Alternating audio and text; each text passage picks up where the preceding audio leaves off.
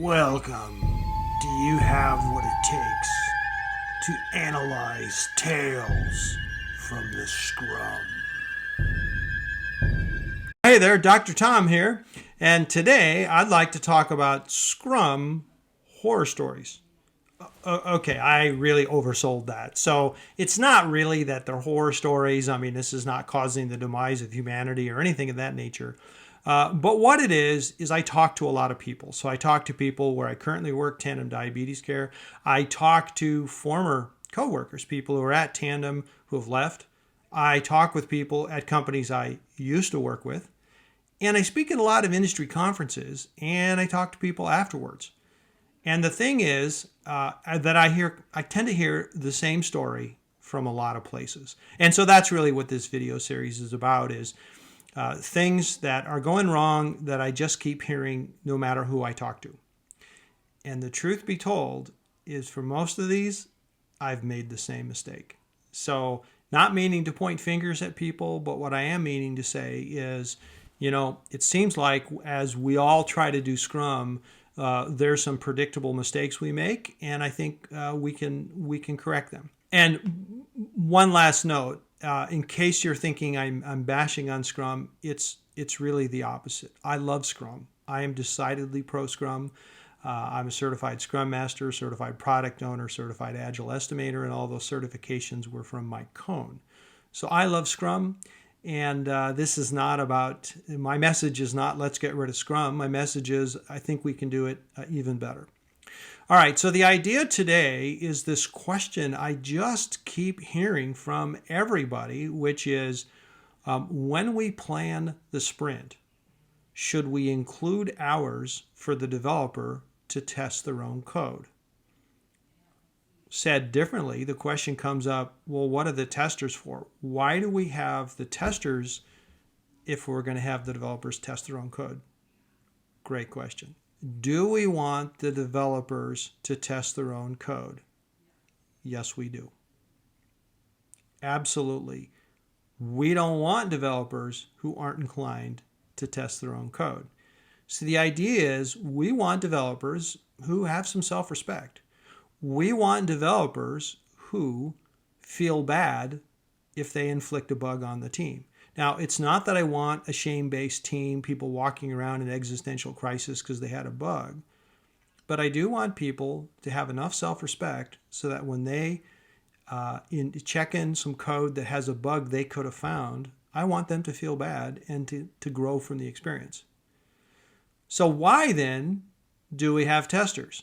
And the idea goes all the way back to 1979, Glenford Meyer's seminal work on the art of software testing, where he points out first of all, he proposes a couple different kinds of testing. First, he says, okay, so there's white box testing and there's black box testing. And the idea of white box testing is that you can see what's inside the box. You have intimate knowledge of the code. With black box testing, what you do is you say, I don't know what the code is, and in fact I don't want to know because I don't want to kind of get on the same train track that the developer is. Sometimes you look at code and you kind of see what they're doing, and if they've made an error, you kind of follow their same broken logic into the same wrong place. So the idea of black box testing is you say, I don't care what's in that box, I just care about the requirements, and let me make sure they're developing the right code. So when we pose this question, should we have the developers test the code or should we have the testers test the code? My answer is we're asking the wrong question, or more specifically, we're using the wrong fundamental logic. We're using the term or when we should use the word and. See, there are classes of bugs that the developer is better suited to catch, and we want the developer to catch those bugs. No developer can catch all his own bugs or her own bugs because, in part, again, getting back to Glenford Meyer's book, we have this phenomena of blindness. When we write code, we psychologically desperately need to believe our code is good, and so our whole psyche is working against us, trying to tell us our code is good. We have blindness. So it's impossible for a developer to find all the developer's bugs. And likewise, it's impossible for an independent software tester to find all the bugs because they don't have the intimate knowledge of the code. And so the solution is, it's not that we do A or B, it's we do A and B. We have the developer test the code, really with a sense of self-respect. Don't check it in until you think it's right. And then we have the testers find what the developer missed. So the testers cannot test everything. The developers cannot test everything, and that's why we have both. So the next time your developer wants to include hours in his sprint estimate for testing his own code, that's when you should be smiling.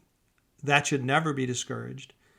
And really, if there really was one part of this story that really is a horror story, it's when you have somebody in the sprint planning session that's trying to turn the estimation process into a negotiation. So the developer says, that's going to take 80 hours. I need to have time to test. And then somebody says, well, no, don't spend 40 hours developing and let the tester do their job. That's where the horror story would come in. So estimation is not a negotiation. At any rate, bottom line, do we want the developers to test their code? Yes, we do. Do we want the testers there to also test the code? Yes, we do. And that's how I think you best do Scrum. Hey, so thanks for watching. Do you mind? Could you give me a like, maybe subscribe? If you leave me a comment, I'll answer. At any rate, and especially if you have a question or if you have your very own version of a Scrum horror story, or it doesn't have to be a horror story, but if you have your own version of something that you see done incorrectly a lot, let me know. I'd love to make a video on that. At any rate, thanks for watching, and we'll talk to you next time.